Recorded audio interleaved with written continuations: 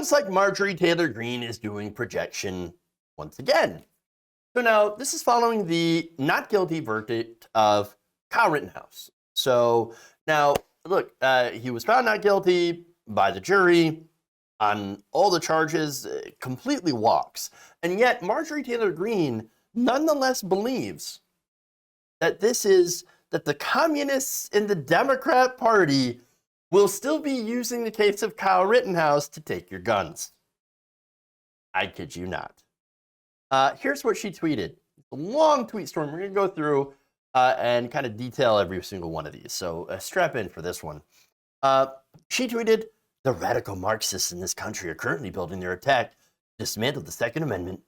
They will stay on their lying message constantly about angry white men are a threat to black lives." But, well, I mean, they are. And by the way, angry white nationalists, you realize they're a threat to everybody, right? Unless you're white nationalist. I mean, look, think about it this way.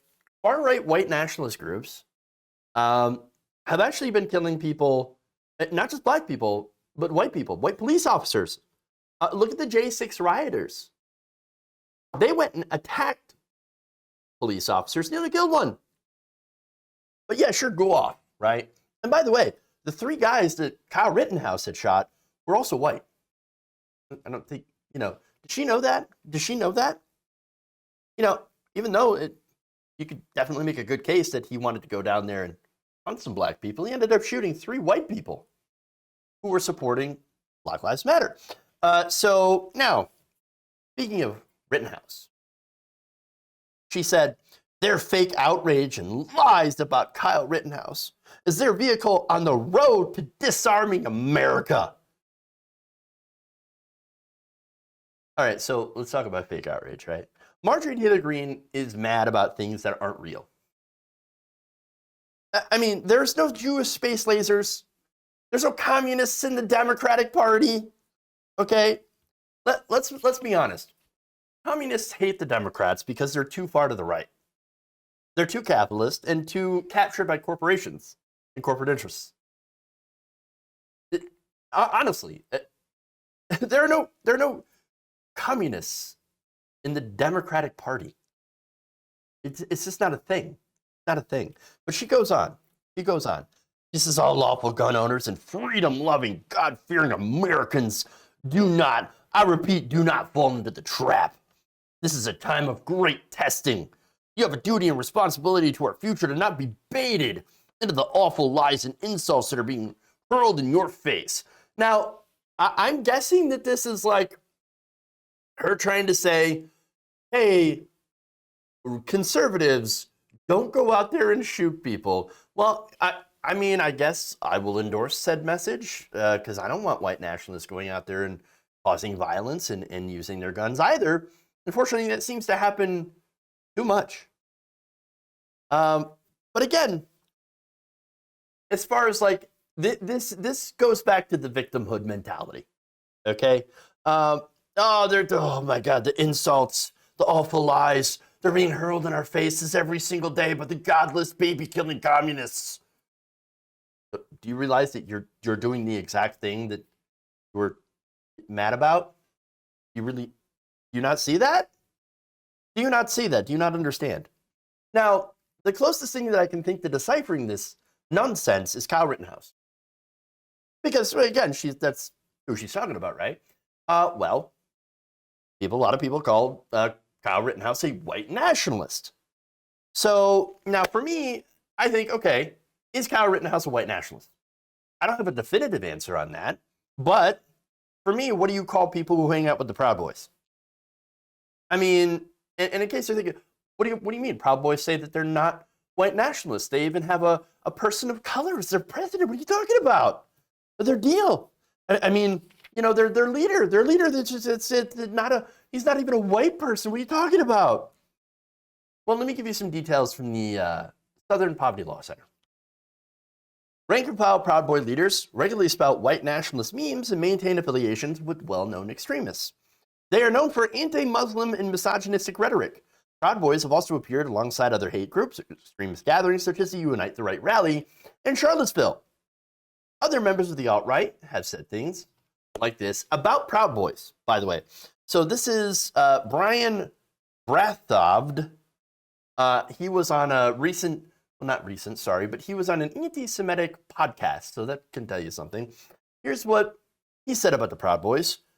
He said that if they were pressed on the issue, I guarantee you that 90% of them would tell you something along the lines of, Hitler was right, yes, the Jews. That's neo-Nazism.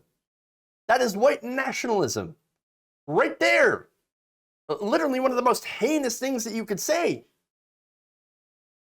But yet, they claim, no, we reject white nationalism. We're not actually racist. But what they do is they launder a friendlier version of popular white nationalist tropes in order to clean up their image. A nice, clean, friendly version of their horrible beliefs. Right. Now, did Kyle Rittenhouse know who the Proud Boys were or what they do? I don't know that for certain. Maybe he did, maybe he didn't. I don't know. Maybe he just liked the people because they were defending him. I don't know for certain. But I don't think it's out of bounds to assume that you are like the company that you keep. Okay? Even though he did come out on Tucker Carlson's show, which I think is pretty hilarious, and said, what are you talking about? I'm not a racist. I support Black Lives Matter. Oh, okay. All right. Sure. That's funny on its own because you're literally going on Tucker Carlson's show, a white nationalist, and saying, what are you talking about? I support Black Lives Matter. Okay. Right. Sure. But again, I don't think it's out of bounds to assume from the interactions with certain groups, hanging out with militias, actually literally doing a call to arms from white militias, and LARPing as a cop at a Black Lives Matter protest, that maybe he could certainly hold some racist views, or at least, again, he's a young person, so certainly could have fallen down one of these right-wing rabbit holes, which does happen to young people quite a bit. And of course, it's not an excuse for anything that you've done. But that's a possibility. Okay. He's just young and stupid. Well, he's certainly stupid. I can really say that for certainty, that he's a dipshit. But anyway, Greene goes on. Here's what she says. All of us who believe know that none of us are racist and, what is it? Or believe in white supremacy. We believe all are equal. Oh, you do? Oh, you do, huh? Oh, that's fascinating. Okay, if Marjorie Taylor Greene believes all people are equal, then why is she against immigration reform? I mean, if you believe everyone is equal, well then, why not bring in more immigrants? I mean, I think that's a great idea. It has been mathematically, it has been proven through data that immigrants are a huge net benefit to America. Why don't we bring in more immigrants? I think that's a great idea. Let's do it. Let's bring people in because the benefit to us, not just socially, but also economically. Let's bring more immigrants. Oh, but wait. No, she doesn't believe that. Because she thinks, no, immigrants bad unless they're white. Because of course. Again, what she says there is an excuse to not do anything to eliminate systemic racism in this country. What are you talking about? We're not a racist country. We don't have racist institutions. Everyone is equal. We think everyone is equal in this country. There's no racism here. And yet, these are the same people that uphold systemically racist institutions. These are the institutions that were erected during slavery and Jim Crow that have affected people of color and prevented the majority of black people from being able to amass generational wealth like their white counterparts. I mean, how many times, how long were black people not only treated as property, but also not allowed to own property or had barriers put in their way to prevent them from owning property.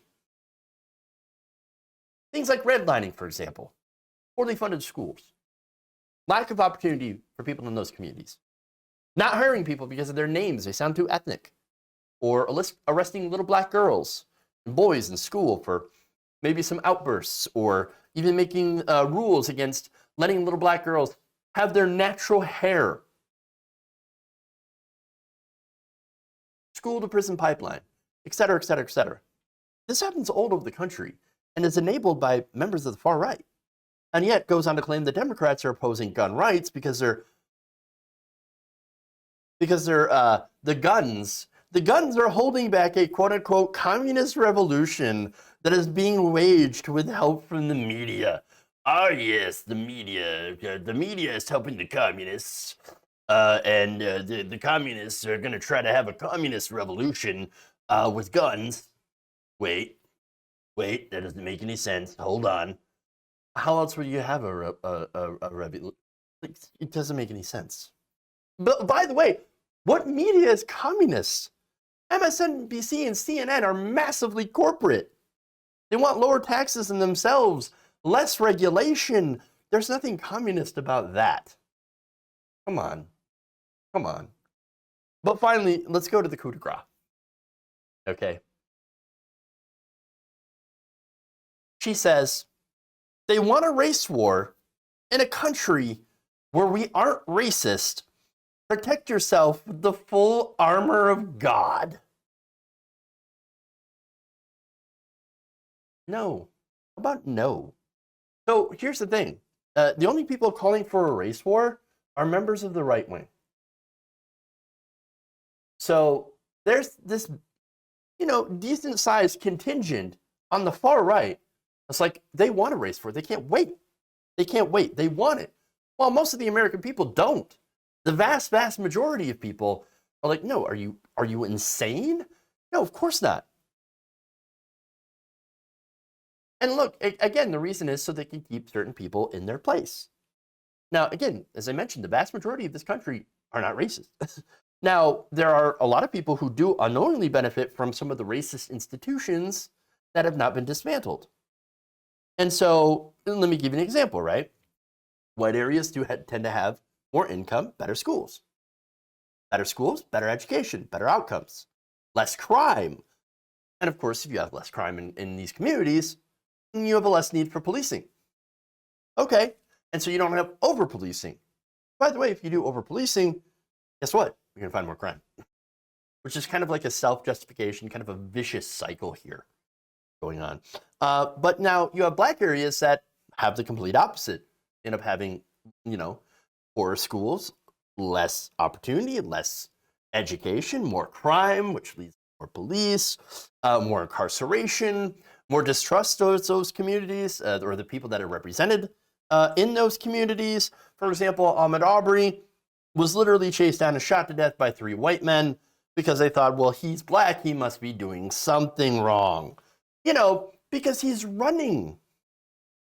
Now, if you think about it, already, there is kind of a race war going on in this country that started when the first transatlantic slave ship arrived on the shores. Now, it just has changed shape throughout the years, but it's waged by the same kind of people. And these people want to keep a certain demographic of people down economically by treating them as less than human so they can take advantage of them economically. And so they can maintain control over what they consider to be their resources, money, power, and status. Can you guess which side Marjorie Taylor Greene is on? If you enjoyed this video, please give us a like and share with your friends. You can subscribe and help out the channel by becoming a patron. It's patreon.com/Jeff Waldorf, or you can become a channel member as well by hitting the join button below.